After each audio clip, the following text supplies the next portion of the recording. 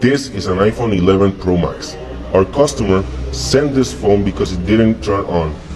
She told us that it fell into the water and now we're going to fix it. Stay tuned until the end of this video to see if we turn on the phone. The first step is taking the security screws from the bottom of the phone and putting the phone on a heat pad and making the adhesive softer to make it easier to open. This adhesive is an IP68 water resistant sticker found in all the borders of the screen. Now we will use the suction cup to remove the screen. I want to thank our customers, subscribers, and friends for helping us go viral.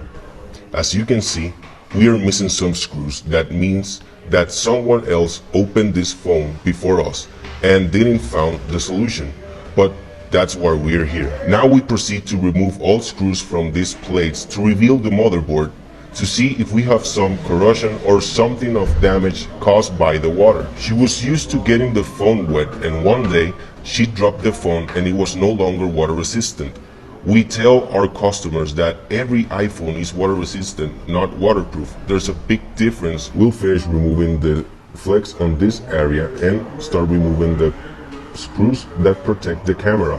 Now removing this is very important because now we're going to have free the main board.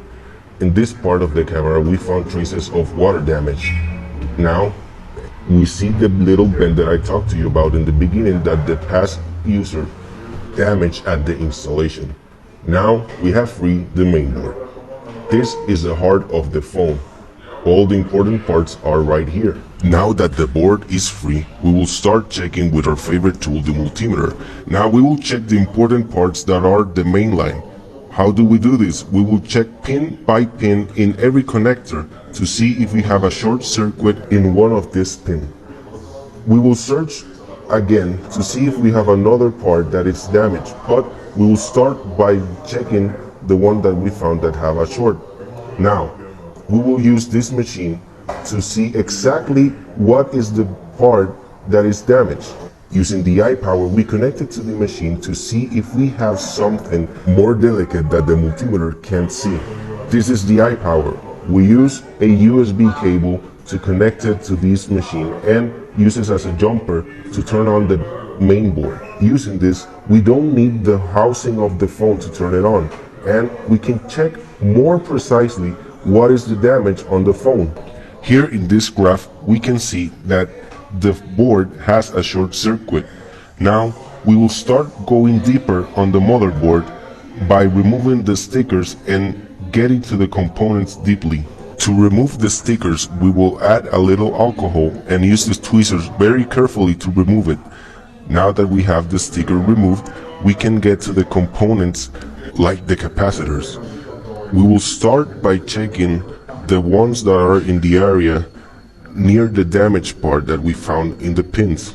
Now, by checking all of these capacitors, we can see which one is the one that is damaged.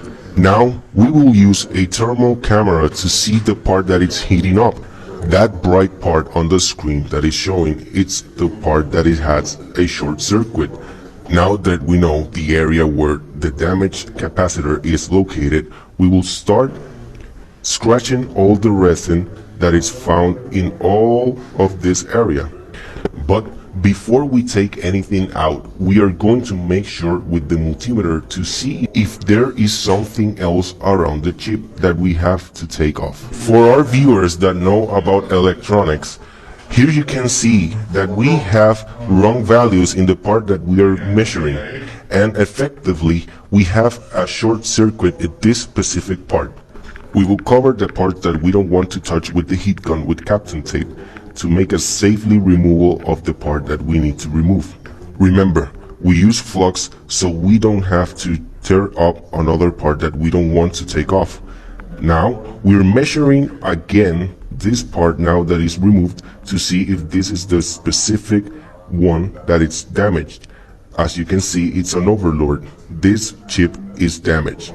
Now that we know, we will look in the schematics in the program we have to see the correct value that this chip is supposed to have.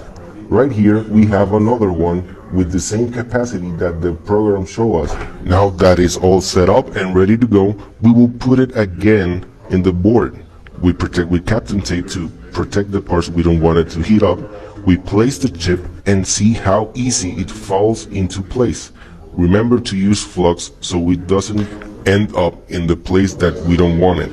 Now that we have it placed, we will use the eye power again to see we have the short circuit that we saw earlier in the video in the graph. We turn it on and see that we have a constant line. That means we don't have the short. We place the chip, we see that we have the normal values, and now we will start to rebuild the phone once again. We will place the stickers in the exact form that we found them. This will protect all the components that need to be protected by the heat that is caused by the board. We will start rebuilding this part and putting all the screws back into place and placing all the shields that protect the flex so it doesn't move around.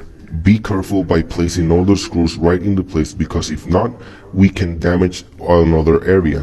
We will straight up the front camera part that we found that it was already damaged. We will place the shield that protects the camera. I've put all screws right in the place that they belong. Now we put the SIM card in, we place the screen, and all the shields that are the battery ones and the ones that protect the screen. And now it's a moment of truth. We will see if this phone turned on. Remember, this phone didn't turn on nothing. Now we will try and see if it turns on, and there you go. The phone is completely fixed. Remember to follow and subscribe for more info.